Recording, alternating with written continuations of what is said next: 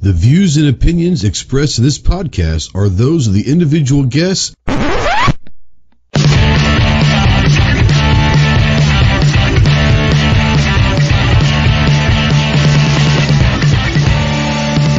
If you're a sensitive snowflake that may get easily offended, then turn this off immediately.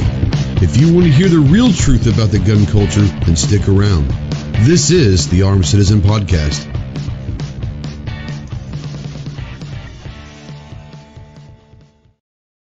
What is going on, my Go Squad? Welcome to the Armed Citizen Podcast Live. This is episode number 253. Today's date is August 2nd, 2022. Happy Every Second Matters. We are live, as always, over on YouTube and on Facebook. So if you're out there in the live chat, say something in the chat because we don't know that you're out there unless you do. If you would like to call in or text into the show with any questions or comments, yes, you can call or text in. Utilize the Ghost Tactical Hotline presented by our good friends Rod and Shelly Gates at Aegis Gun Care. That number is scrolling down below, and it's 530-364-4678. If you are a veteran, really anybody, but especially if you're a veteran and you're in that dark place, you're in the hole and you're looking for the light, call me, text me, email me 24/7. I cannot give you medical advice, but I sure as hell might be a pretty decent ear to help you out some. If you are looking for someone that can get you towards some medical advice, remember two things. One, you are not alone in this fight. You have a lot of brothers and sisters out here that are willing and able to help. And two, the world is a much better place with you in it. So please, I implore you to utilize the Veteran Crisis Hotline, 1-800-273-8255. 1-800-273-8255. Sorry, I'm a little. I just got a text message. I was got a text message from 2:00 this morning that I just saw from a. I'm a little worried. I don't know. I get this way sometimes, but he's from a Marine Force Recon guy who texted me at 2:00 this morning. Said he was in a dark place and couldn't sleep, and I just got the text message a little while ago, so I texted him back, and I'm just waiting for a reply. So if you're out there and you're listening to this live, sorry I didn't see it until now. I hope everything's okay. Get with me. Yeah. Sorry about that. Anyways, where was I? The Veteran Crisis Hotline. Yeah, 1-800-273-8255 is the Veteran Crisis Hotline. We are spotlighting the United States Marine Corps as always. If you have any questions on what it takes to earn the title United States Marine, please see the website marines.com. And as always, we're a proud member of the Self-Defense Radio Network. Check out all your favorite Pro 2A Pro Gun podcasts over at selfdefenseradio.net. Let me get this off of my ugly mug and bring in our shotgun rider, as always, from the great state of Texas, the tactical virus. Leprechaun Clover Tack. What's up, homie? Happy every second matters, man. Happy every second matters. Absolutely. Yeah. Yeah, you've been busy the last few days. You were out and about, huh? I'm about busy, but yeah. Well, you were not at home in your PJs all weekend. This put is it that true. way. This is true. Yeah. Yep. Circled up through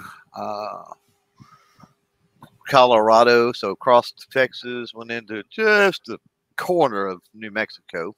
Been there, but up into Colorado Springs, back across to Kansas, the non-tactical, the FUD Kansas, not the AR Kansas.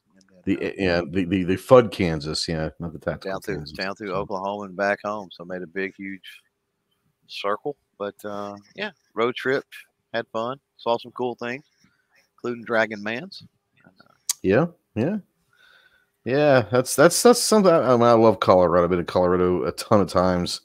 Probably my favorite state as far as beauty, and we want to live somewhere. That'd probably be one up there with Jackson Hole, Wyoming, and Telluride, Colorado, my two kind of favorite places in America.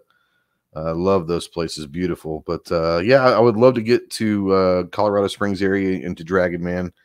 You know, you see video of people that have gone there, and it just looks pretty awesome. And I remember talking to you when that night after you got done with it, and it's hard if you haven't been there. It's hard to kind of tell from people's videos, but I wasn't sure if it was like when I say this word, I don't mean like junk, but like a junkyard where it's all kind of just thrown in there with really no organization. But you said that's not necessarily the case. It's very organized as far as maybe like time period stuff are together and all that. So it's hard to tell that from videos you see, but it looks like it's pretty awesome. Yeah, definitely is. I'll tell you talk about Prudy. I was surprised. And it's been a long time since I'd been up that way. I mean, I was, preteen probably, but coming across into western Kansas, we only went as basically got over to Wichita, and then come down into Oklahoma, so it didn't get too far east. But coming in, the western part of Kansas with we got a call. We do have a call. Citizen Podcast. Who's this?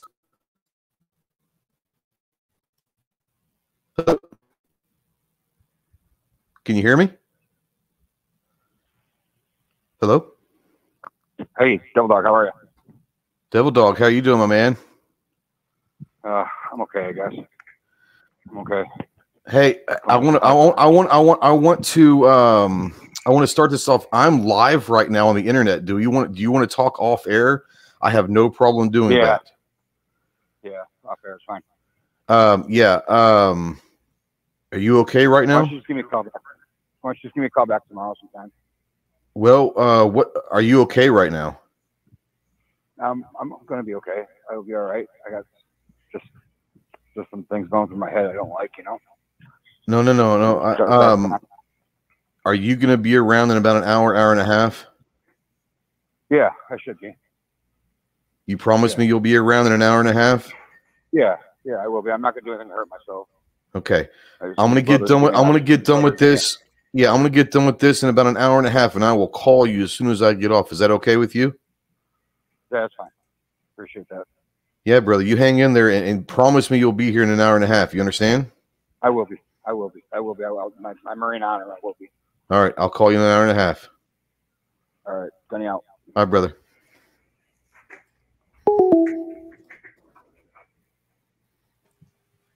There you go. Yeah. Holy shit. Was that the one that texted? The guy that texted? Nice. Yeah. Awesome. Good. Okay. So, decision time. Call it. Yeah, I'm thinking about it. Do it.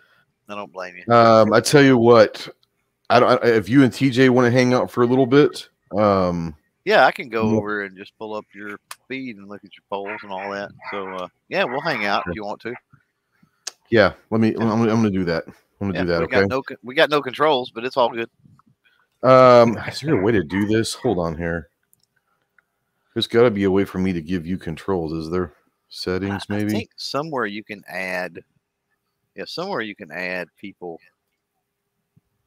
to administer, but I don't know. I don't know where that's at. So we can deal with it. We don't. What do we need to control? Honestly. Well, that's true. I don't suspect I'll be gone terribly long. So I'm going to jump off, and I'll jump back on a little bit later if you don't mind. Okay, that'll work. Thank you. I appreciate it. All right, bye. So TJ, what's going on, sir? From Gear Report, jumping in late, but he is. We had a photo shoot on the beach, so I had to. Really? Yeah, I had the saltwater arms barracuda. I finally made it down to the beach and spent an hour down there getting some photos. Right. Gotcha. So we'll go through these polls. I can't put anything on the screen, and unfortunately, I got to vote in these in order to be able to do it. But let me go through this real quick and cast my votes. There you go.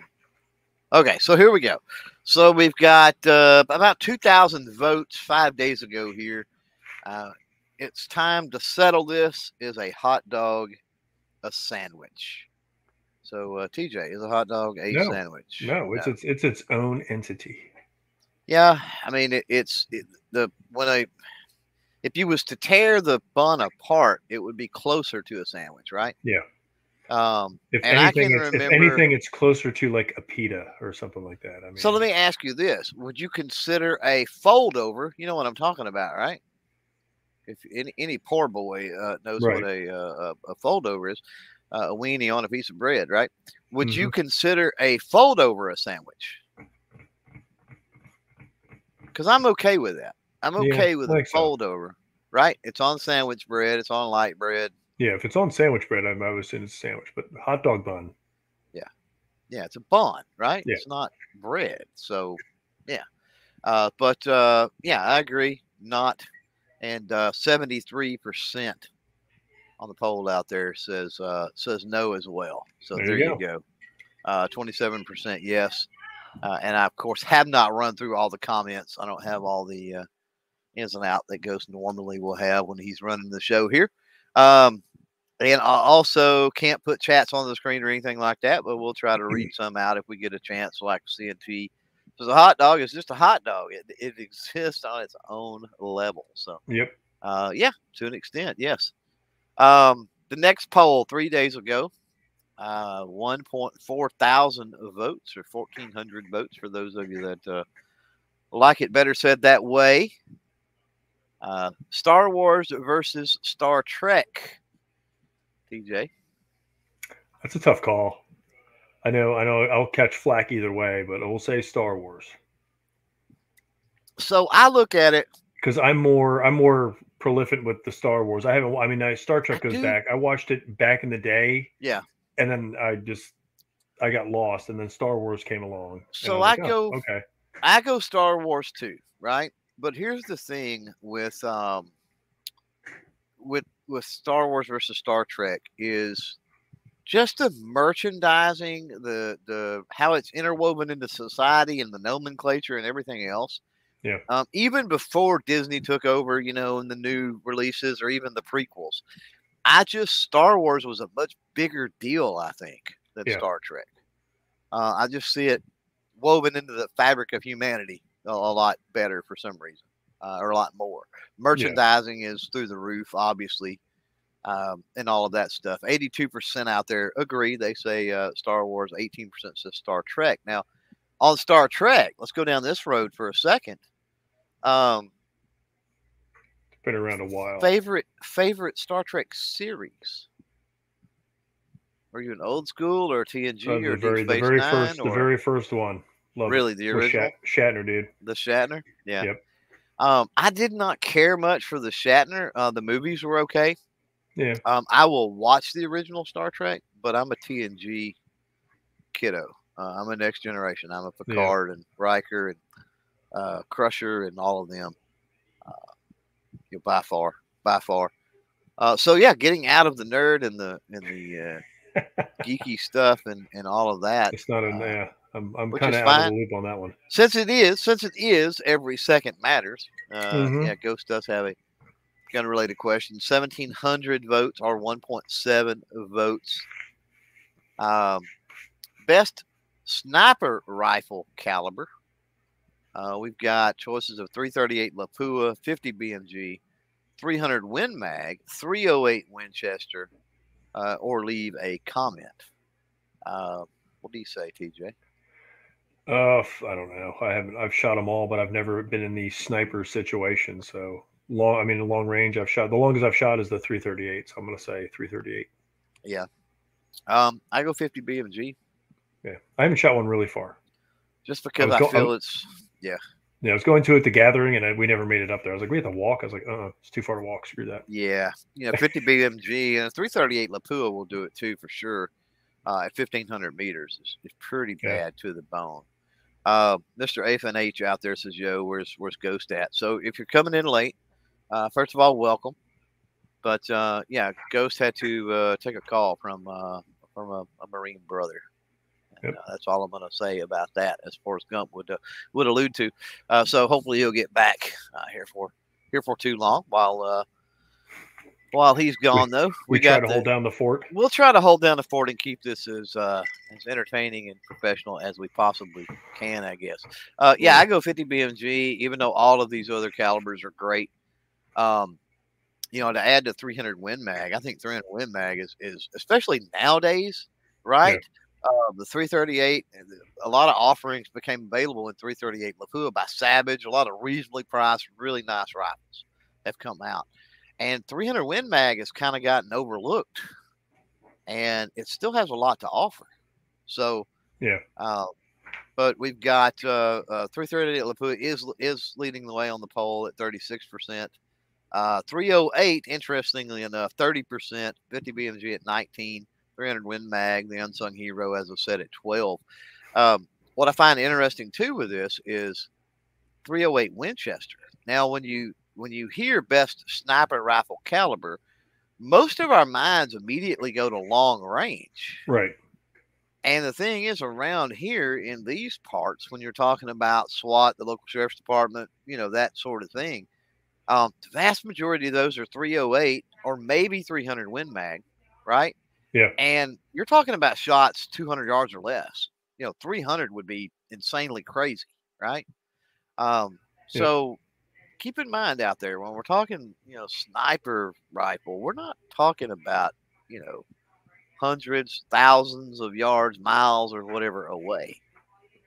Pat in the bunker out there. 6'5" at that point. Yeah. Oh, yeah. Pat in the bunker out there says 7.62-54R. He said, I know it's not the best, but a lot of rifles were made for that caliber. And I'll tell you what, there have been a lot of many soldier picked off by that caliber from snipers as well. Very capable round. Rod with Aegis out there, he says our boy Charlie prefers the 300 Win Mag. I know he does. We're talking about Charlie Melton, who has held many long range records. Talking about the 300 Win Mag, one of the things as TJ goes and handles what he's going to handle, one of the things that I enjoy is, and I don't know if since TJ's back, I don't know if this is one that you have shot before, but have you yapping a little bit? Have you shot the? Have you ever shot a 300 Weatherby Magnum? Yeah. Yeah. 300 Weatherby Magnum. If you get a chance out there, it's pretty awesome. It is basically a 300 Win Mag on steroids. A little bit nice. A little bit longer case, almost the exact same dimensions wise. Just think about extending the length of the little more body powder in it. a little bit. Yeah. Screaming Skull out there says he used to own a 300 Weatherby Magnum. Awesome. I still do. But yeah, 338 Lapua takes it, and I'm not. I'm indifferent on that. It gets into the thing, and when you're talking about this, having 338 Lapua, 50 BMG, and 300 Win Mag along with 308. Here's what's wild: 300 Win Mag, 50 BMG, and 338 Lapua. Ammunition is going to cost you about the same amount per round on all three of those. 308 by far is the cheapest to shoot. Yeah, so, I've got a 300 Win Mag and it's pricey. Yeah. Screaming Soul says he took a huge 10-point whitetail with this 300 Weatherby Mag. Yeah, it will definitely do it for sure. So yeah, I'm trying to keep up with the chat out there. I don't have. I'm in the StreamYard thing, so no controls. And I have no controls or nothing like that. But it is every second matters, so I didn't say that when you come in, PJ, but happy every second matters to you. Happy every second. To everybody else, hopefully you have all done something with every second matters, posting up your Pro 2A. And this is something I added. I know G-Webs was trying to get in the chat with us here before Ghost had to leave. And again, I don't have controls, but hopefully we can get G-Webs in and he can correct me, or he can correct me in the chat. But, one thing that I don't know if I added this or if other people have done it in the past, but, they always talked about every second matters and getting out there and posting content on social media, videos, podcasts, whatever it might be, right? Show your Pro 2A, stuff. It is, after all, every second matters. Second meaning 2A, right? Right. And, I add Pro Firearm Lifestyle to that because, I don't, just showing a cool hunting rifle or showing that, firearms are normalizing firearm ownership, right? I think is a valid part of the 2A battle. Oh yeah. And so, by adding that, we just kind of increase what we're able or capable or want to do, right? Well, promote it any way we can, or try to normalize it back then, counteract what they're doing is demonizing it. So right, you can do something. Yep. Killian went with me today. Like I said, both of us went down to the beach and took some pictures with the with the rifle down in the sand and stuff, and people were looking at us like, no cops called, I didn't get tased, it's a good day. Nice. Yeah. So, those will be up in a little while. That's what I was getting ready to do, and I was like, oh, Ghost is on, I forgot I was gonna go. Yep. Right. Well, like I said, hopefully he'll be back in a little bit. Can get J Webb's in, and we'll continue to talk about other things. I know that he wanted to talk a little bit about the AWB. It's going through. This went through the House. Is now being talked about and everything. Last I'd heard, anyway, Yep. over in the Senate. Yeah, I hope everybody's been emailing their senators. Yeah, making some noise. That was a really weird thing because they pulled that in the House, right? They went through the committee thing and they pulled it down, and then they changed some rules and did some other things and threw it back up there. And it's like, okay, that was weird. I think one of the telltale signs, I know that Shannon Watts had put out some messaging, and for those that don't know, that's the Moms Demand Action head honcho. But Shannon had tweeted or something that,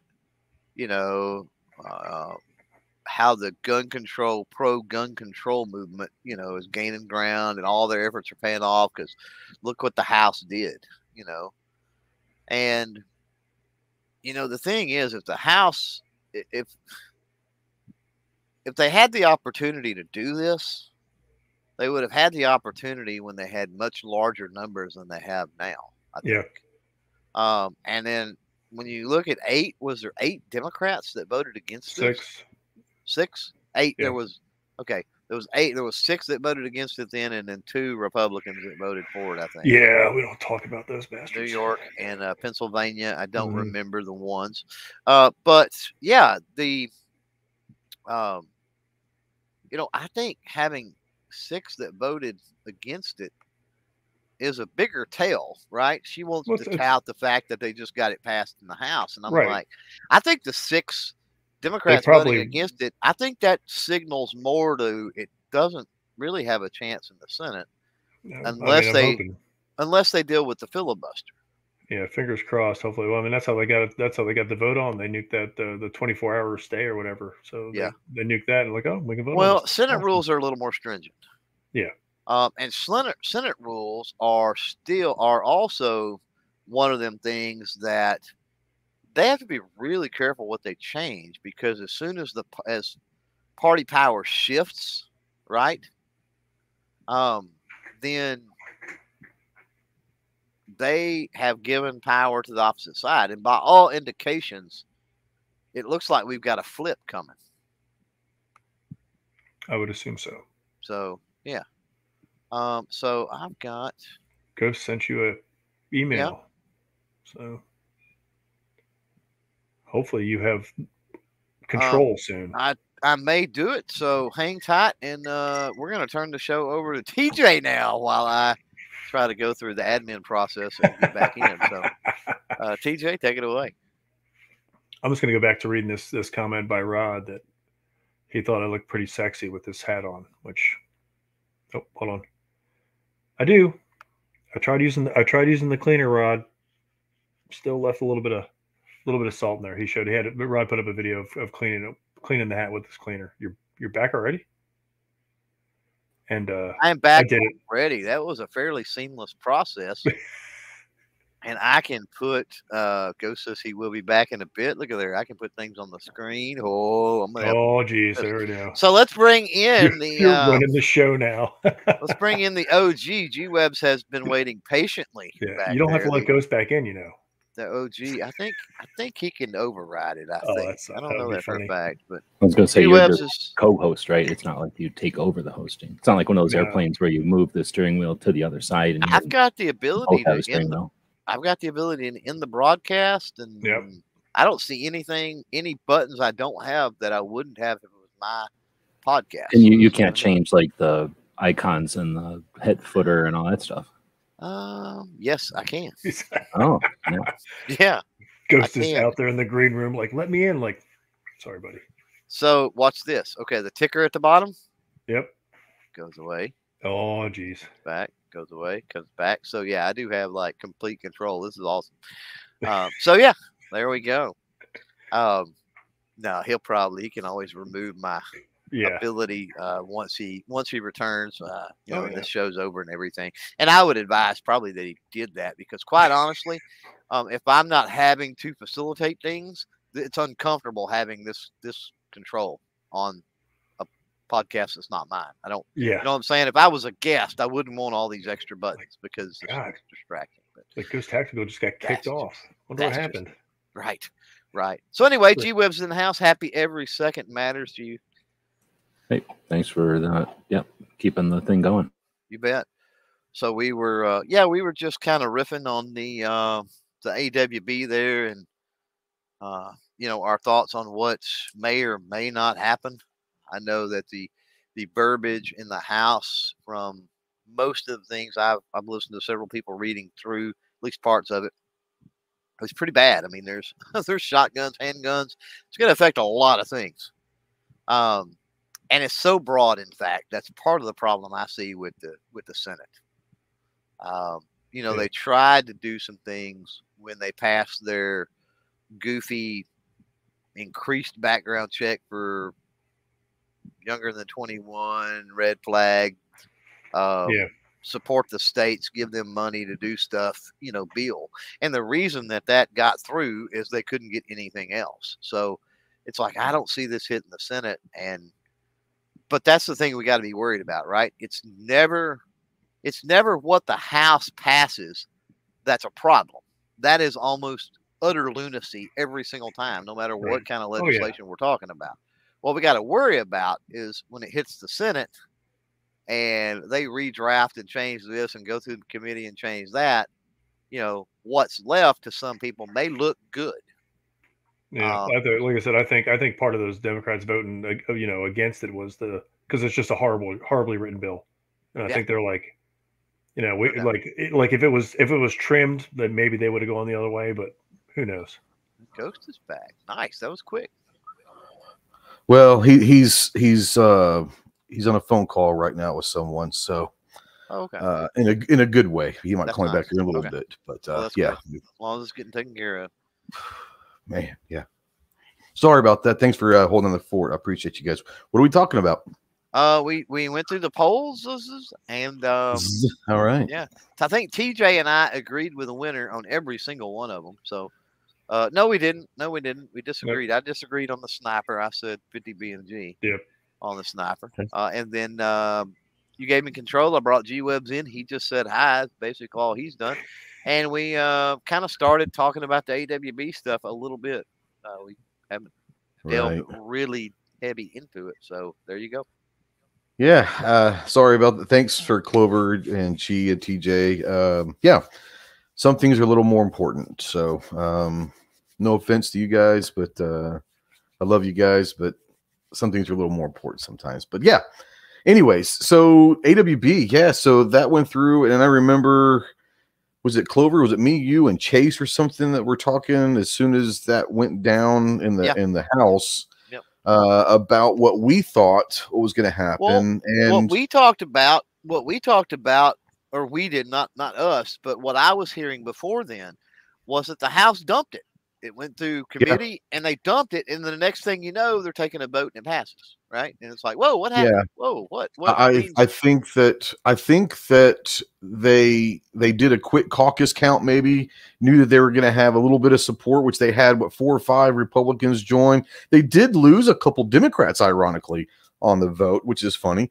But I think they lost 6 Democrats, and they gained to Republicans. I think is how. Yeah, something like that. Yeah, and which doesn't surprise me because I mean, what people don't realize is, well, I'm sure a lot of people do realize, but I'm not saying that they really didn't want this. I'm just saying that this is grandstanding for the House. I think that they realize. If I'm going over something you guys have already talked about, just tell me to shut up.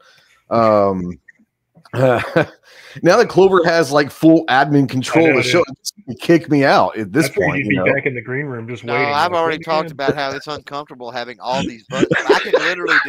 I can literally do anything I can do in my live stream, bro. This is uncomfortable. Yeah. Well, it gave me the option. It gave me the option of making you a co-host or an admin, and I didn't know if you were going to have control to bring people in as a co-host. So I said, well, yeah, true. I'll give an admin real quick, but no. You know, the midterms are coming up, and obviously all the House is up for it, and part of the Senate is up. The problem that they're going to have, some of these Democrats, and I think that's probably why they lost several of them, is they are probably in districts that are 50-50 on gun rights. You know, their constituents, it's not hardcore pro-gun or hardcore anti-gun in their district. And something like an assault weapons ban, that's not something that is taken lightly. That's a massive, massive ordeal. And for some people in their districts, that could be a game breaker for them. They very well could be liberal on most things, but they might be pro-constitution or pro-gun. And there's a, you know, I suspect that there's a reason why those Democrats, you know, flip sides on this. It's probably because they were worried about losing their seat. Now, going back to the Senate, unless Schumer, and I don't even think Schumer has the power to negate the filibuster, they're going to need 60 votes in the Senate just to get a vote on it. They have to pass the filibuster just to get a vote on the floor. I don't suspect they're going to have the 60 votes to get rid of the filibuster on this, much less have the 51. Or I guess they just need 50 because we know Harris will sign it. I don't think they've got it in the Senate. I'm not saying that it's not going to happen. I'm not saying relax. I'm not saying any of that. Saying I just find the path to the Senate being very, very difficult. And so what this tells me, this is just my opinion, this was a play by the House because everyone in the House is up for election this year. It's not like they split like the Senate. Every 2 years, the entire House is up for re-election. I think they probably knew it wasn't going to pass the Senate, but we're 100 days out or so from Election Day that the House was probably saying, we can pass this, and that makes us look really good in our districts. Right. I don't know if that's the truth, but that's how I feel about it. What do you guys think? No, I mean, that's what I felt. It was like right before elections, you know, trying to get something through. And, you know, like I said, some of the Dems were, you know, I think it was, yeah, you know, they had a lot of support, you know, for the 2A community in their districts, but like, you know, part of it, the bill is horrible. It's just horrible. I mean, it impacts so many people that, I mean, they're probably like, there's no way in hell it's getting through the Senate. And if it does, it's still unconstitutional. So, you know, it'll get struck down in the, you know, the courts, but you know, we hope. Yeah, in light of the decisions, because keep in mind there's more than one. There's the, what do they call it? Not the Bruin decision where it set forth the criteria for Second Amendment cases and all of that, and reaffirmed Heller and all of this other stuff, which obviously it completely violates. And they said as much in the hearings. It's on the record with Nadler or whatever going, yeah, this is purposely to ban common use firearms. And it's like, well, how much more do you need for a court case than him saying we're violating what the court says, right? So with that in your face, I think it was a play to throw in the face of the courts. But I think in light of the Supreme Court, and then the other one, which is, what do they call it? Chevron difference, right? There was another one that had to do with the EPA ruling. And a lot of people weren't paying attention to that and how it could apply to the ATF and everything, but it was Chevron difference. So in the light of those things, you're seeing a lot of things back off, like what it was, LA County or the city of LA or whatever are not enforcing ag restrictions right now, right? Mhm. And so there's a lot of things going on because of these court cases, and it just don't make no sense. They know this, right? They have to know this. Their aides have to be telling them this, if nothing else. If they're too dumb or not paying attention, they've got people that are telling them, right? That are corralling them and directing them and informing them. You would think, at least the higher levels. And so, Well, you get into, I think it's a grandstand move. It's to put pressure on the Senate. It's to set things in motion where when evil doesn't stop after the Democrats lose control in November, which will likely happen, evil won't stop because another party has taken power. Let's be honest, right? And Yep. so when evil doesn't stop, and it's not like the Republicans are going to do things to curb the evil, right? It's not like Republicans are going to do things that's meaningful, like fund the security of schools or get rid of gun-free zones, right? Which would Mhm. help in some of that crime. It's not like the Republicans are going to pass laws where prosecutors have to put people in jail and keep people in jail, right? And Right. so when the Republicans don't do their job, and I'm saying this because I'm not a fan of either party, when the Republicans do take power and they don't do the things necessary to actually affect change, then the Democrats can go, see, we tried to do this, right? And we couldn't get it through because of them blasted Republicans. They'll blame the Republicans in the Senate, right? In Mhm. order to help sway the next election. That's what I think. Well, and at what point do states' rights and the 14th Amendment come into play on this? I still don't understand how a national assault weapons ban is constitutional. I think this is, and I'm not saying it's right by any means, but sounds like to me is a state's thing. This should not be at a federal level. I don't think that. I think they should have learned their lesson from the 94. Things got worse as far as different rates and all of that. There you go. He's talking about the 94. And DJ brought up a point as well.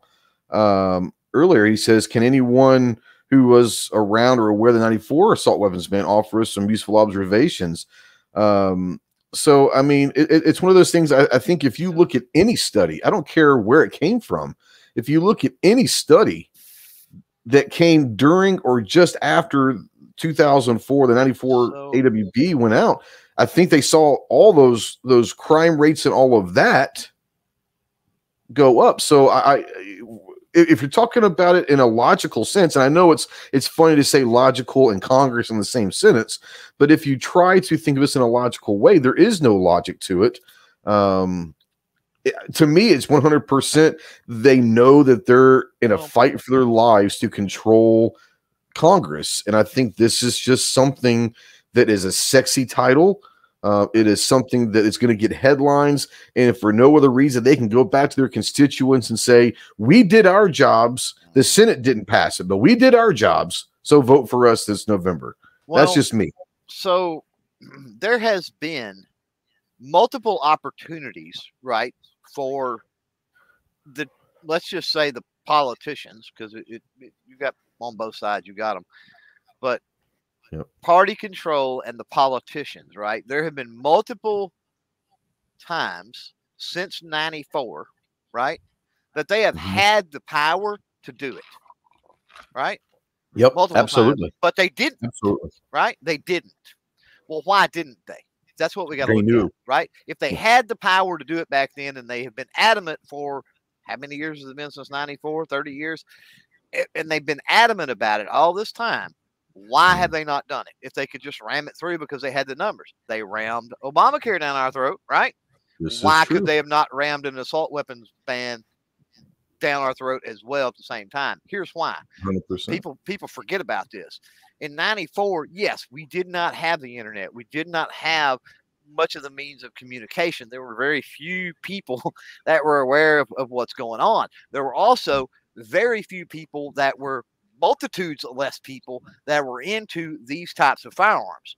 The whole AR, Right. AK, the whole quote unquote assault weapon, what it would entail, right?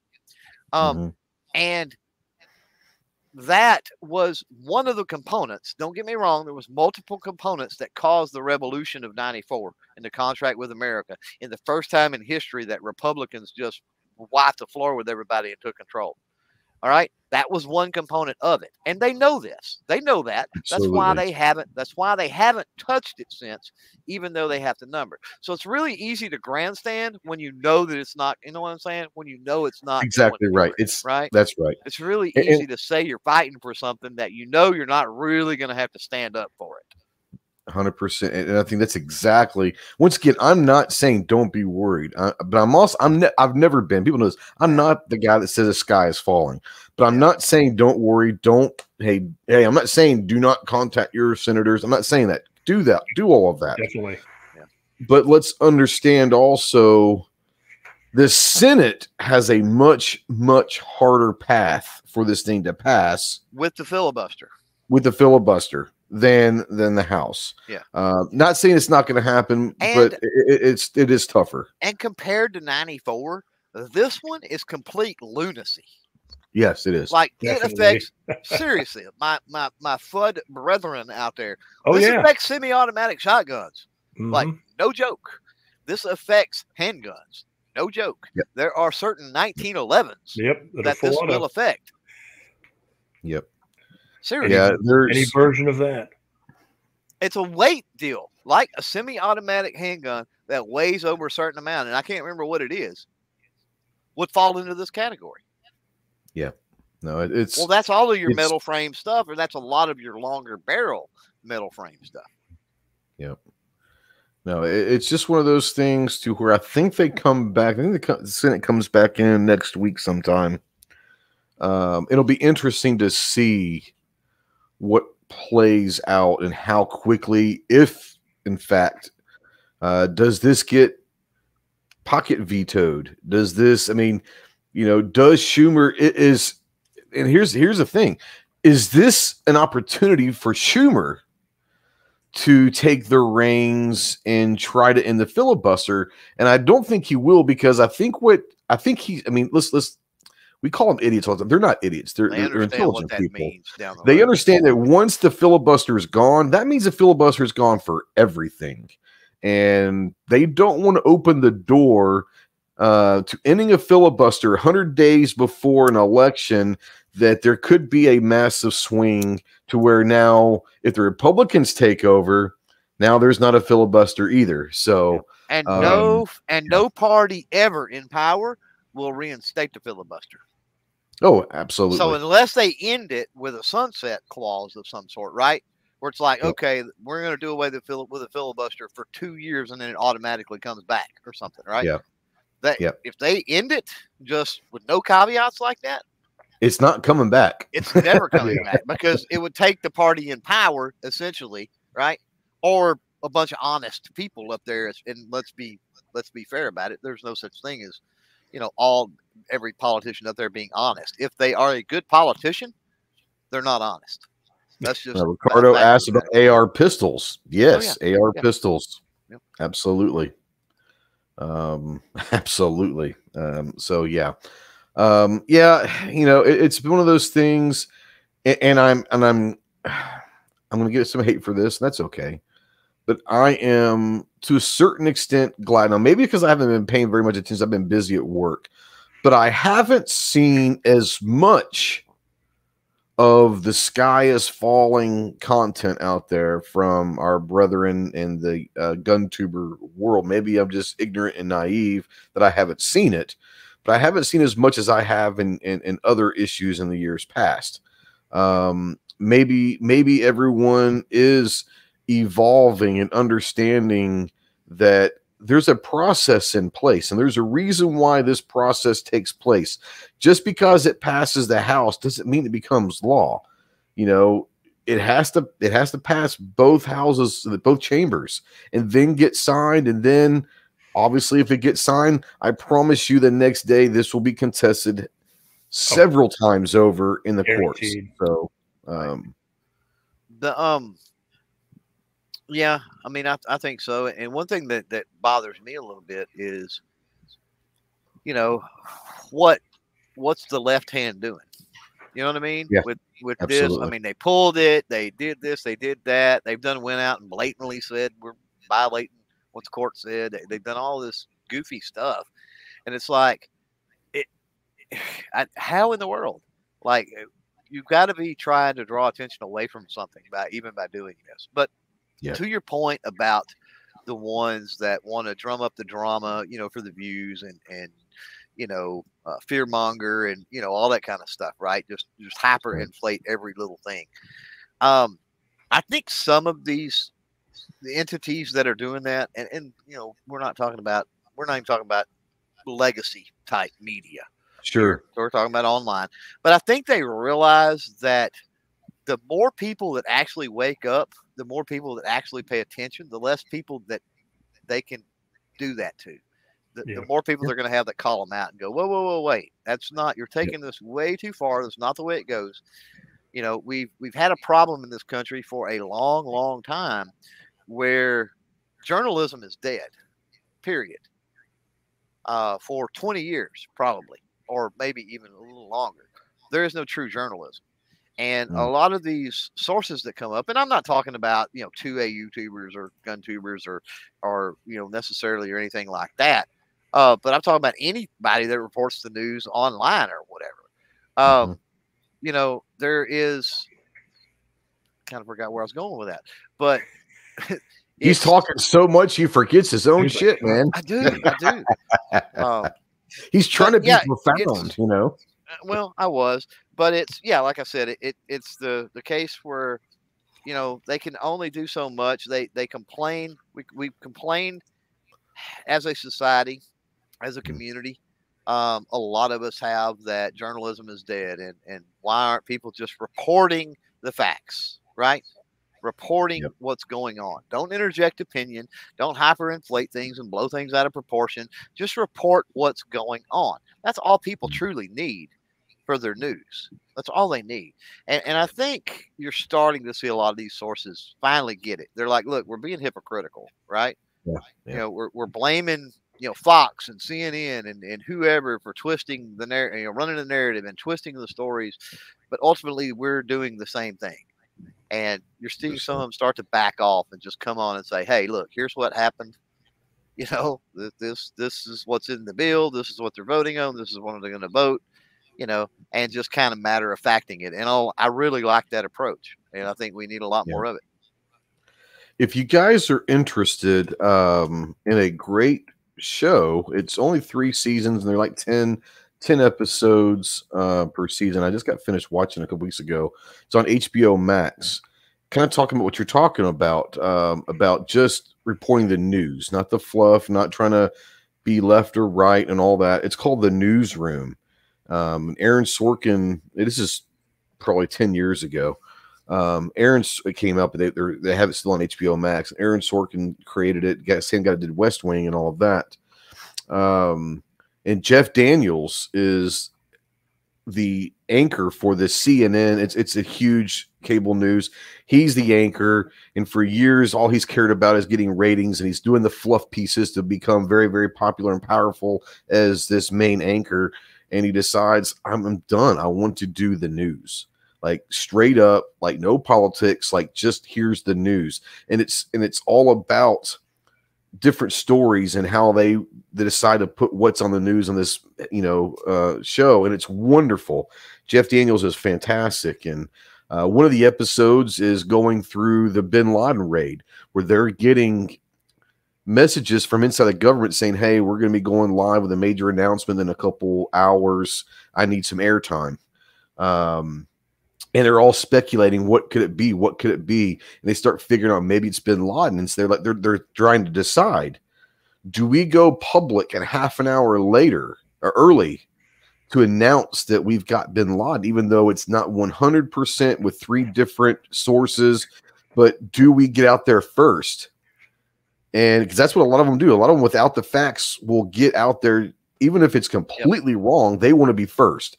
And they're like, do we want to break this 30 minutes early to be the first ones? And he's like, no, like we'll announce it and we will cover it when the president announces it. We're not going to mess around with trying to be first. Let's be right.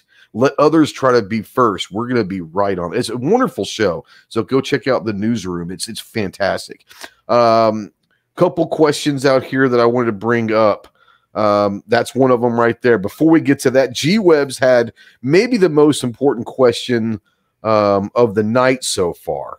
And he says, how many bad apples do you tolerate in an applesauce? That's a good question. I suspect I don't want any rotten apples in my applesauce. I don't know about you guys. I don't even want the applesauce. So Oh, I don't mind applesauce. I don't mind applesauce. Well, Applesauce was invented for a reason, and if anybody thinks that they use the best apples in there, your grandma puts the best apples in there. Nobody else puts the best yeah, but the mass produced probably even apple, really. Gee, it's probably some fake stuff with apple flavoring. All the stuff that some kind of robot can get off the core when they make the slices for McDonald's or something. You know what I mean? It's whatever's left over after the pretty apples have done whatever pretty apples do. Absolutely. Now, Honcho brings up a legitimate question. Not that G's wasn't, but he says, how does this proposed ban affect gun manufacturers who make billions? Are they not interested in stopping it? If not, why not? The answer is yes. I mean, they don't want this to happen because let's be honest. Every manufacturer these days have some sort of an AR-15 style platform in their repertoire, and they sell them. That said, if this thing does get passed, and that grace period from the time it passes till it gets signed or whatever, they're going to sell a shit ton of more of them. So, but let's understand, most of the time, okay, the manufacturers are not in the business of being political. Okay, now here's something that a lot of people don't realize probably. When I say the letters NSSF, most people think, oh, that's SHOT Show. And it is. That's the main way that the NSSF raises money and all of that.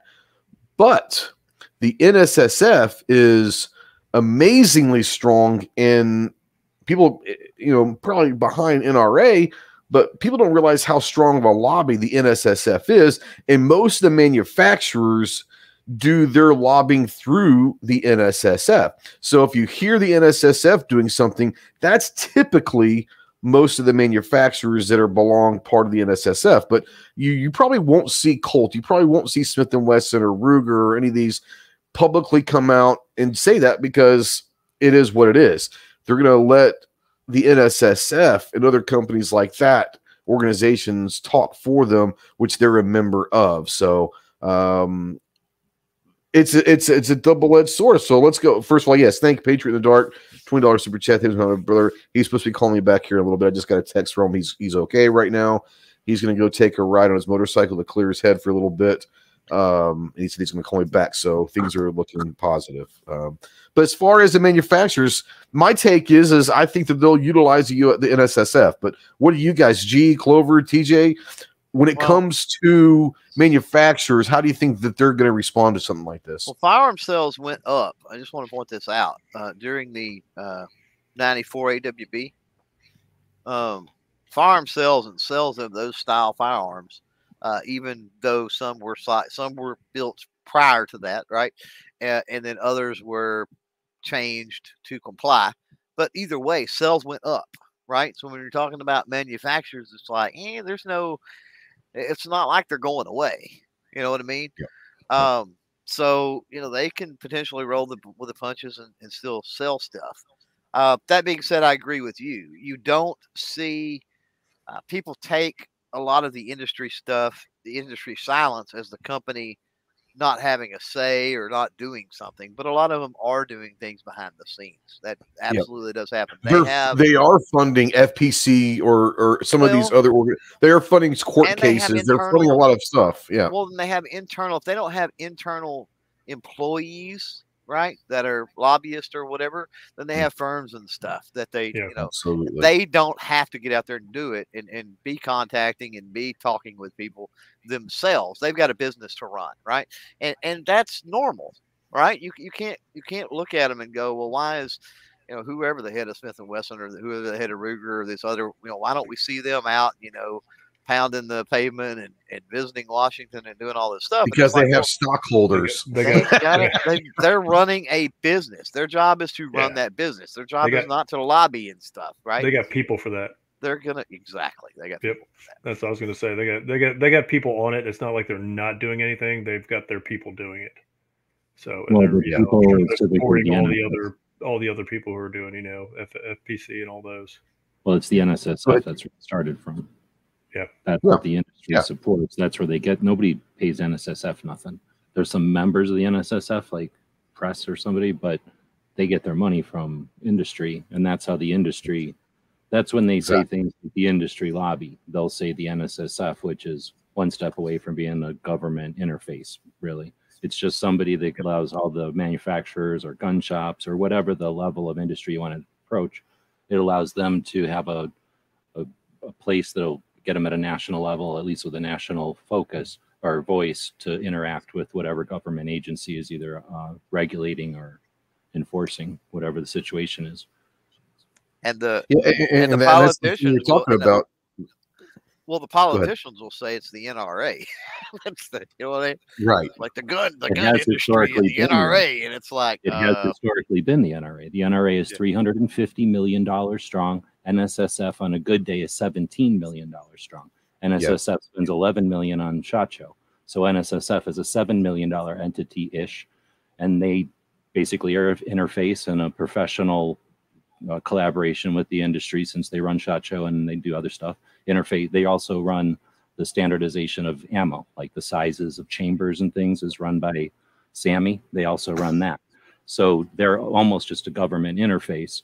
So that, and also a collaboration of any kind of engineering and machinists have to agree on what an inch is going to be, right? Like what size do we go from? What's a mil spec AR, that kind of thing. So anyway, their NRA is 350, and if you look at speculations on numbers after the effects of the last couple of years, 245 million. So there's $100 million swing there, which covers every other organization times 10. So the other organizations are little pieces of dust on the ground next to this giant tree, if you're looking at it on a bar graph. So just to put it in perspective or whatever.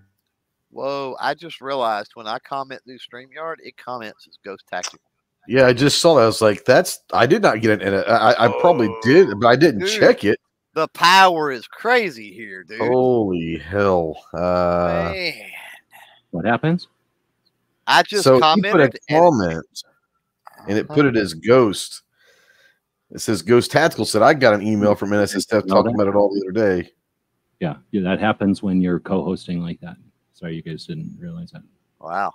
No. You better watch yourself, Clove. Just saying. Yeah, I won't use that. Really mess me up. I don't have the YouTube all kinds of comments. And I was replying to Calaveras, who said it would be nice to see a public statement from NSSF, and I'm like, I got an email the other day, so it's like, are you on their mailing list? I don't understand. Yeah. Because you guys have all been chatting, I didn't want to interrupt you or whatever. But if we're talking about any kind of political thing of the day, what does that mean? Whatever the thing of the day is, I'd like to think of that as the issues of a specific time in the cycle of 2A in the long term, right? So going up to a perspective like 30,000 foot view or something, or the air traffic controller. What we're dealing with now is landing the airplane, right? We're dealing with an issue. We got all hands on deck. Let's make sure we land this plane. We got some issues, but it's not the last time we're gonna have to land a plane. It's not the first time we've had to land a plane. The people in the plane are different, right? Like the crew and the passengers are all different. The people participating in 2A, people participating in gun community change a little bit, right? But this isn't the first time we've done this. So in answering these questions, I'm just gonna say, since this is every second matters, we have time on this planet together, right? We all happen to be put on this planet, rotating around the sun at this era, in this time. We're all here together. We have a finite amount of time that we have to share together, and we're spending our time addressing the potentialities and the theoreticals and the how come part of the community, right, like didn't do this, or what if another part of the community would have done that, when we could also be air traffic controllers and say, well, we know if planes are going to have this problem all the time, what if we put someone else in the plane, or, you know, we put something there to prevent this from happening, so now we can experience whatever the next issue is going to be. Because I think that's where we're better off, because we're then a more moving target. We're an adaptive target that evolves, and we're not a mechanism for the other side to just assume. And it's been difficult. You can tell from their tactics and stuff. I'm guessing Ghost has got something going on. I'll just keep ranting. Yeah, sorry. Yeah, keep going, guys. So since we've seen them change their tactics slightly, but also pull off so many old dusty things, I think that we can also be looking at this as, instead of worrying about the specifics, and something is going to happen either in the next 5 days or in the next 45. And if it does, it's going to mean that we have to do this, or it's going to mean, you know, we have only so many choices, and we've had the same scenario play out millions of times. So, or not millions, but, you know, without exaggerating, at least dozens of times as a community of people together online. I've experienced this at least dozens of times in different amplitudes or different volumes, depending on if you're talking about the 23 executive actions from Obama, if you're talking about the end of the assault weapons ban. Everybody acts like in 2020 hindsight, no big deal. Guess what? We were biting our nails. Is this going to expire or not?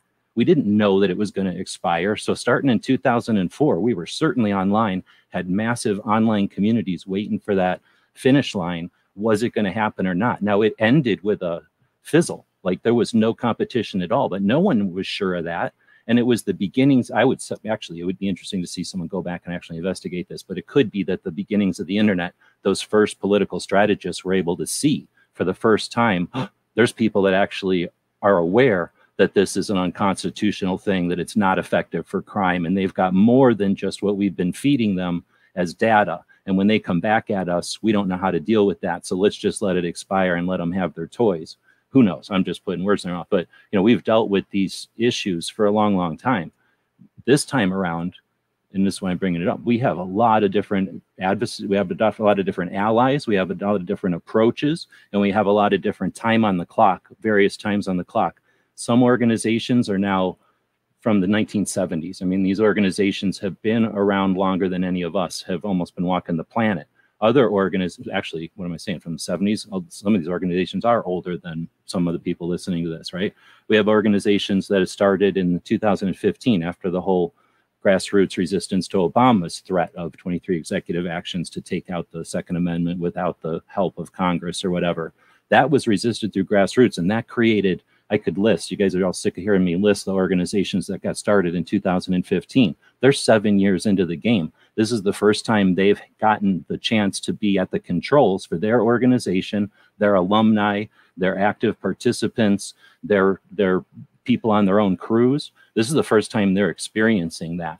And what's going to happen here is, I think we could just as easily be seeing the last hurrah of the old-fashioned blame gun owners for everything, as much as we spend this time wondering what if and what we could be doing. I guess this is a long-winded way of saying, what if we spent this amount of time figuring out a way to encourage Tony Simon, just picking somebody we all know, right? How could we, what if we figured out a way to come up with something like what Rick Ector accomplished in Detroit this weekend, monthly? And I'll quit ranting and leave that out there. Like that's my answer, is we could speculate on the specifics of this time, where we could realize we're in a cycle and work on ways to end the cycle through education and understanding what the other side is afraid of, and working to educate and make aware so that they are no longer afraid of the things that are being used to divide us. Well, and I think that rather than, you're talking about to motivate or inspire or whatever people like Tony, I think they already got the motivation and the inspiration in all this. I mean, more than anything, what a lot of those entities that you're talking about need is funding. And so I'm not, it's not me appealing. I'm not out here saying, hey, everybody out there that's in this live chat needs to kick $10 over to Tony Simon. That's not what I'm saying.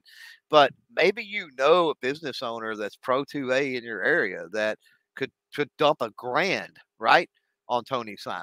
Maybe right? Maybe somebody that can do more than you. The dribs and drabs of $10 and $5 and $20, all of that adds up and it helps. And I'm not discounting that one bit. But a lot of times when we talk about funding these projects, people take it that I'm pointing a finger at them, that they need to break into their wallet. And that's not what I'm saying. When I say that we need to fund these things. We need to help find the different funding mechanisms for some of these, because I can guarantee you, because I've done it before. I went to local gun shops. I've seen people in the community that I knew were 2A, and I would talk about these programs, right, and introduce people. G Webbs knows this, Ghost knows this, TJ knows this, and I'm always introducing this person to that person, because I think one person can help the other in some way, shape, form, or fashion. And that may be monetarily, it may be with connections, it may be with resources, it may be whatever. But I agree with you, G. It does fall on all of us. I mean, there are those of us that turn on the camera, that turn on the microphone and whatever. But the unsung heroes are the ones out there that are absorbing this information and these thoughts that we're having live on air, and then that take those IRL in real life out there and turn around and do something with it. And I think more people need to take that initiative out there. More of the people that they're viewing this type of content that are asking, what more can I do? I already give as much as I can give. Some real stuff out there. There's the "Don't lie for the other guy" garbage signs that we paid for as tax dollars that are all around, as if creating this illusion that gun shops are the tunnel for crime guns or something. Right? Like, they want to talk about in the gun shops, they have to display this "don't lie for the other guy" propaganda. Well, in addition to that, what's stopping us from having something for veteran awareness or veteran, whatever the local group is, the equivalent of VFW? Or if there's like a local shooting team or something, having a thing up that says, hey, their match is coming up. And like you're saying, like maybe you are a pizza place, or maybe you dry clean or something, and you can offer a $25 gift certificate for your services, or you can provide something for one of the bays or something, or for some of the shooters, or for the prize table, and have awareness for Walk the Talk America and that kind of thing out there, so that people go in and out of gun shops, they're seeing this stuff.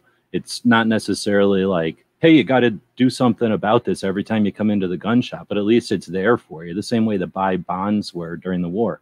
It's a reminder, like, hey, if I got a couple of extra bucks, I could throw it towards war bonds, right? Like, hey, if I got a couple extra bucks, or if I got a couple, whatever your resource is, if I can do something, now I have a reason. I know where I can direct that's pro-gun. And awareness is all that's required there. So what I'm getting at is all of that stuff is accomplished by what? Putting up a poster, maybe printing out something that's the size of a piece of paper or half the size of a piece of paper that's got a graphic that gets the point across, and then asking the gun shop, can I put this up on your corkboard? Almost every gun shop has some sort of a thing for the customers that run businesses, or for the people that they work with, or for the range and stuff. And if they don't, suggest, hey, can you put up a corkboard and let your customers and your people that work here and other things, like, put up, if they're gunsmiths, or if they're taxidermists, or if they're hunting guides, that kind of thing, and then put that up there. The Walk Talk America little card they can rip off there, and I'll quit ranting again. No, I think you were fine, TJ. You've been chomping the bits over there. What do you got to add? I'm just listening, man. I agree with everything. We need to, spread the word best we can. And I mean, I think with all these attacks, we as a gun community, we've gotten more proficient in, not freaking out, and we're just like, okay, it's like almost a routine. All right, now we've got to go. Like I emailed, my senators and email the, my reps, and email the governor, and to go through all this and email and contact everybody we can. But yeah, as far as getting the word out to everybody else who, may not know, they may not be paying attention to this, or who know who to contact, other, other people, other reps, or anything, the more people, the better. Yeah, we're definitely, waking up, and people are, as society, people are waking up for sure. Yeah. I said when we started this, I talked about, how ludicrous this, this particular bill is. And I mean, literally, it knows no bounds, right? From the tactical people to the self-defense people to the, competition to the hunters. This knows no bounds. It's not like this is bump stocks, right? Or pistol braces, or, it's like, it literally knows no bounds as to what it touches. And if anything, I see this as waking up even more people. When they hear that, oh man, my Snow Goose shotgun is, going to be classified as an assault weapon. Like, seriously, they're not going to like that. Reese out there, got a question. He says, which group do you back? I give to GOA. So I'm going to take the opportunity to say I give to a bunch. GOA is one of them. But for me, it's not just picking one. And it's also not just giving them money. So giving any pro to any advocate, any activist, because we're talking about the Rick Decters and the Tony Simons and the other people, helping any of those people, entities, organizations financially is one thing. Putting in work yourself is something totally different. And so I highly discourage, and I'm not saying Reese is this way, but I highly discourage somebody that's trying to farm out by lieu of monetary donation their responsibilities in the fight.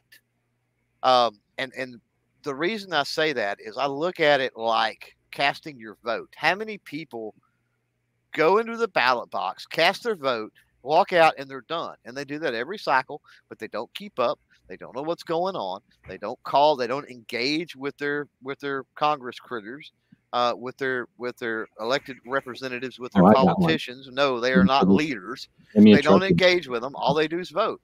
And so just throwing money is to me is similar. Yeah. Let me interrupt you for a second. I just thought of something. It's like having car insurance. You want car insurance, so you're going to spend whatever dollars for the car insurance. But you're also not going to just run around recklessly and decide, now I'm done. Everything's covered. You've got that in case.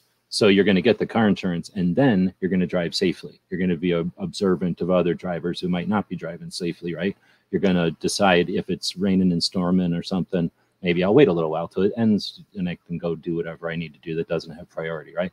Like you're going to do these little actions in addition to having the car insurance. So backing these organizations, sometimes when we go, what you just said there, I don't disagree. It's just that sometimes I think people might hear that as, oh, well, then I shouldn't. Or like, that's not enough. I should do something else. Like, go ahead and do it. Like the organizations all do fine. I mean, they're making millions of dollars and they're doing all the things that need to be done, creating lawsuits, creating awareness, creating materials, sometimes creating infrastructure like training or something like that. So they're doing necessary things. And being a life member of Gun Owners America is like $300 unless they changed it. Second Amendment Foundation's like $150. Yearly memberships are usually like $30 to $50. So nothing's going to break the bank, and it all adds up for sure. And being a member is a tag on their book, so that when they go around trying to have political weight, they can say, I have this many members. When we do something, this many members participate. So there's value there. But it's just like car insurance. You're not done. It's like you just don't go ahead and drive how you feel like just because you got car insurance, right? Sorry, it's been a very weird night for me. I've got multiple fronts coming at me. I just got a text message for one of my Marine brothers who died. His wife needs some help, so it's like everything's coming down at once. So for you guys out there, thank you, Clover, TJ, G Webs, for keeping the show going. This has been a very strange night for me. I got a lot of fires going on right now. My wife's trying to help me out with this one, but yeah. So anyways, all right, well, can we use that as I'm half listening, and I'm not even really, I don't even know what to say right now. So I'm sorry. Use that as an opportunity to talk about mental health awareness and suicide prevention and that kind of thing. When we're talking about all these issues, they're using the number of people that die from firearms as their justification for even bringing this stuff up, because we know they could be looking at any other number of things that are political or causes of death in the United States. They're bringing this up, and they use these numbers, and they include 2/3 of them are people that have decided are victims of suicide, right? So now you take a look at how many of those are veterans and stuff, and start looking at the causes of that.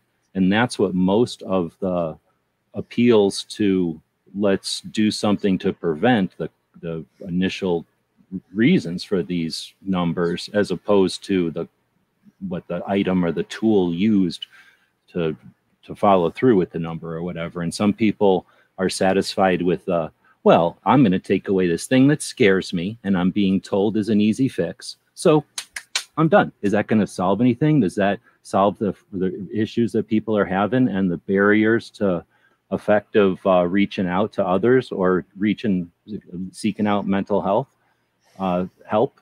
We know that Jake tells us, that there's issues with that, right?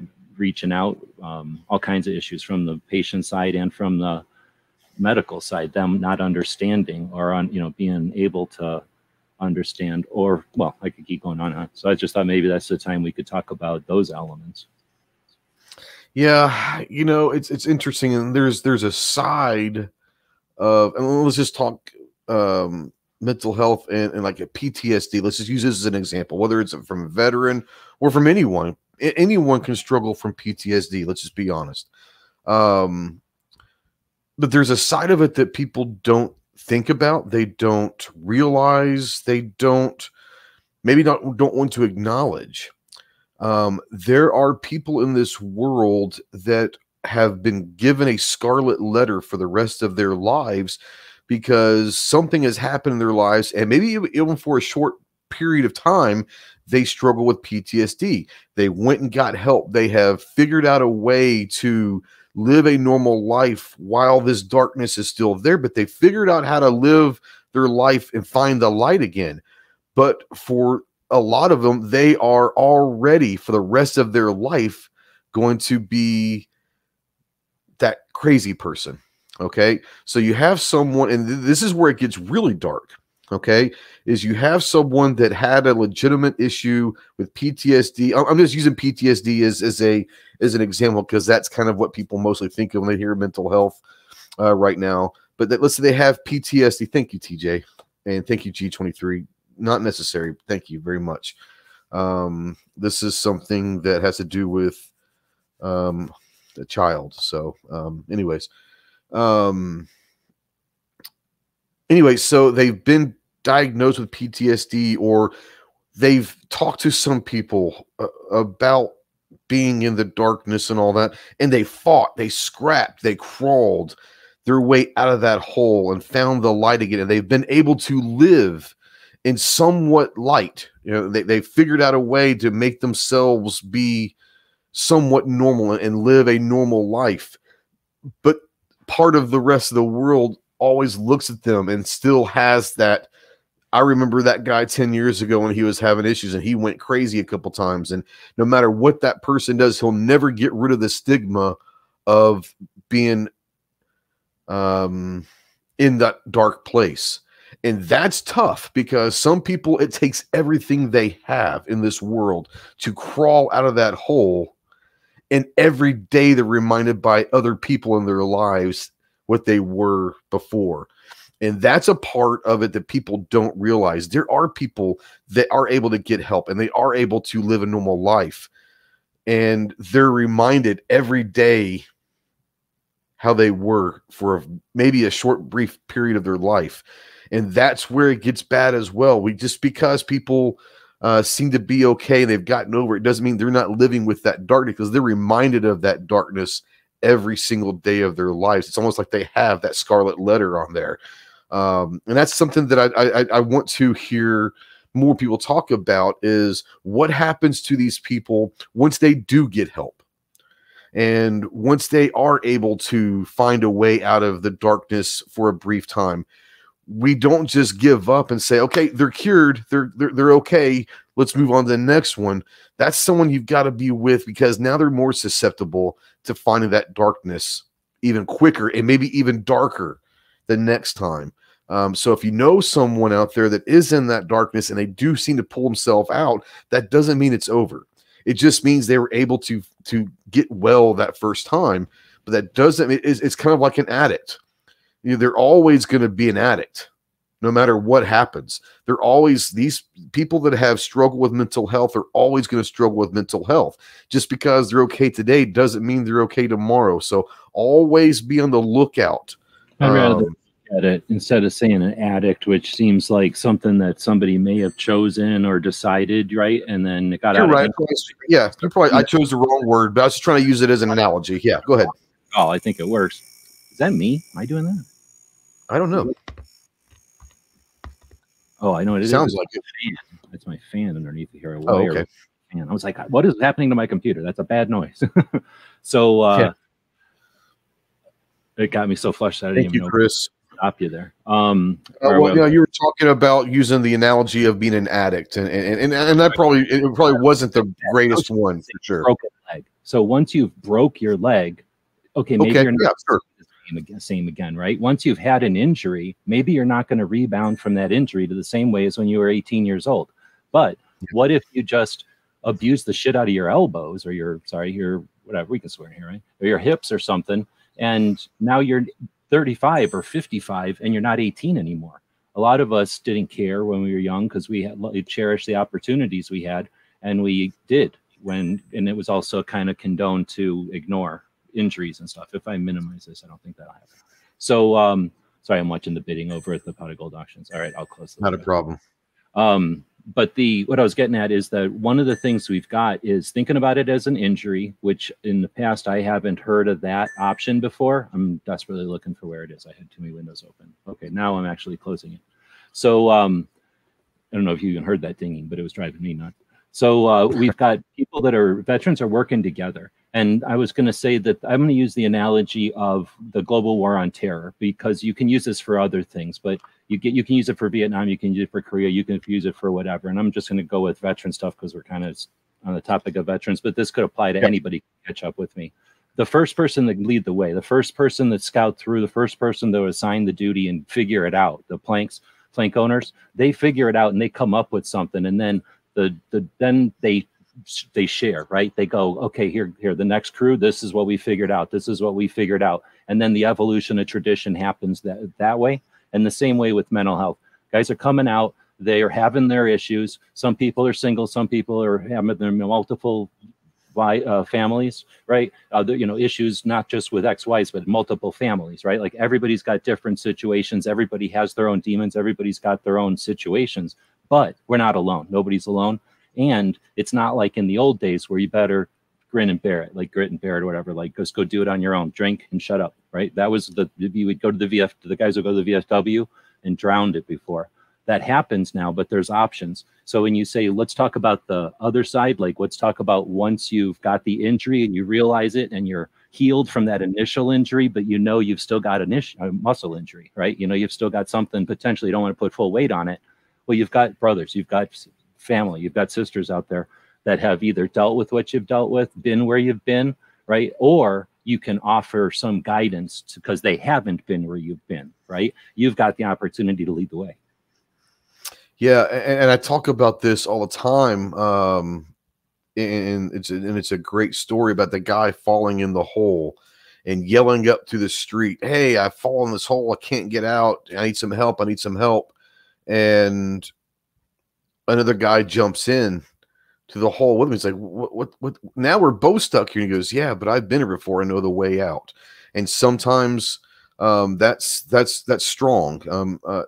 Not everyone is going to deal with that darkness the same. Not everyone's going to have the same level of darkness. No two stories are going to be the same.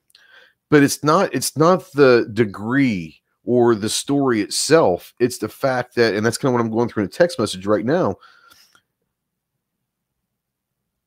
It's not the degree, and it's the comfort of knowing no matter what happens, I've got someone to lean on. Yep.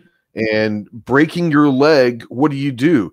You go to the hospital, they put a cast on, they put you on crutches. Well, we're mental crutches. We're family crutches. I got you. You're not going to have to, I'm going to help support you. You're not going to have to walk through this alone. And that's ultimately what it is I think the biggest thing, the reason why people maybe get down in that dark, and I'm not a doctor, I'm not Jake. But I think a lot of reason why they get down as dark and deep as they are sometimes is they feel they're alone. And just literally having someone that they say, this person listens to me, he talks to me, he's been there, he understands at least to some extent. He shared some experiences. I don't have to worry about lying. I can be completely brutally honest, and he's not going to judge me, or she's not going to judge me.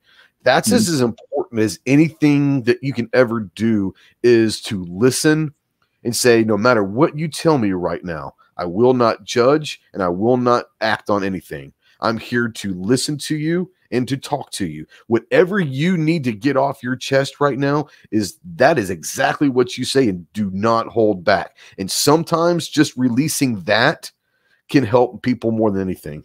Sorry. I was just going to add, if you don't know that person, you might meet them tomorrow. So if you don't already have that person, you might tomorrow. Yeah. Man, I'm sorry. Yeah.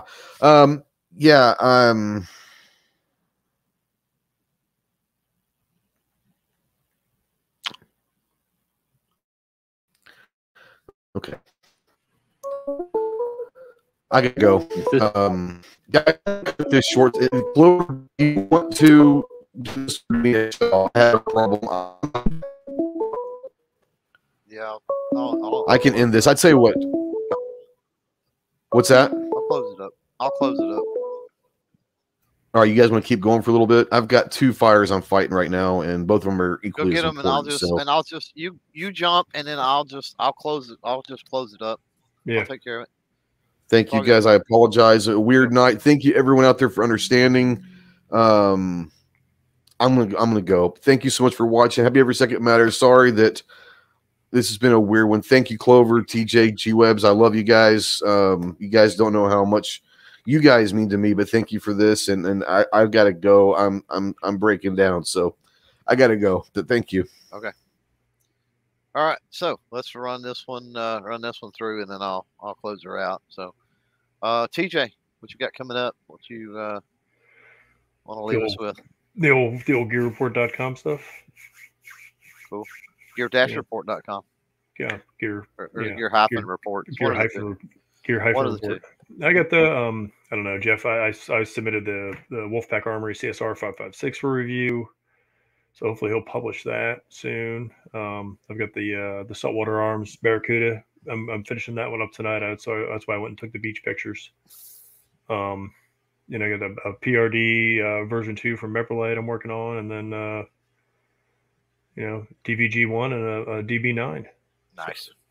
So lots of fun stuff, man. Awesome. Well, thanks for jumping in. Appreciate it. No problem.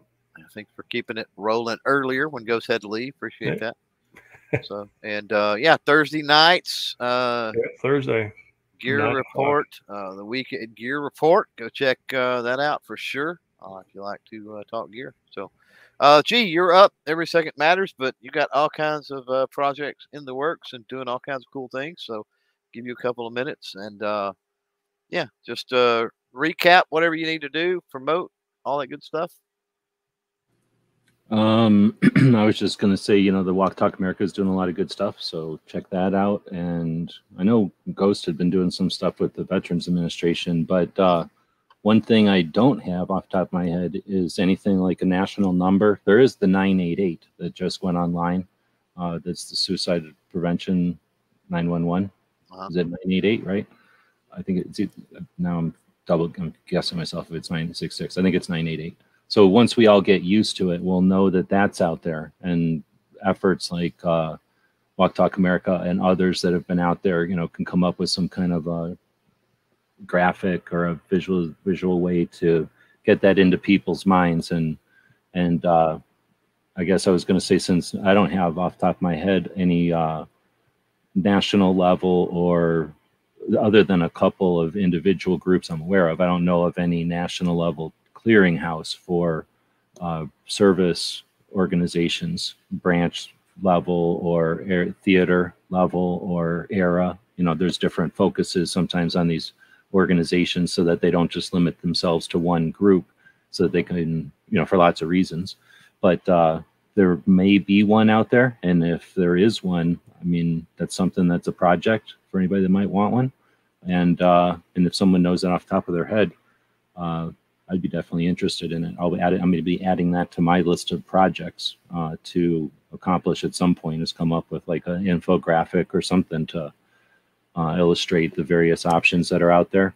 And since we're on it, I don't want to be all doom and gloom. I'm just going to use this opportunity to talk about, since our Every Second Matters and we are Second Amendment gun focused, there's also, but I still want to say on the same vein, there's a lot of organizations out there that bring people out to have a hunt, or to just have some time in nature, or to just have time away with their families without any kind of obligations, so that they can just chill, right? So brain is an organ.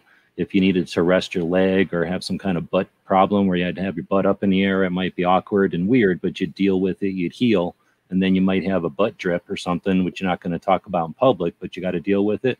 Brain's just another thing. Sometimes it's a lung or something, and now you're dealing with that lung issue, or you're dealing with a pain problem, right? So there's lots of organizations out there that offer assistance. So if somebody asked earlier, thanks for being new, because I don't remember who it was, but somebody asked about what organizations do we back.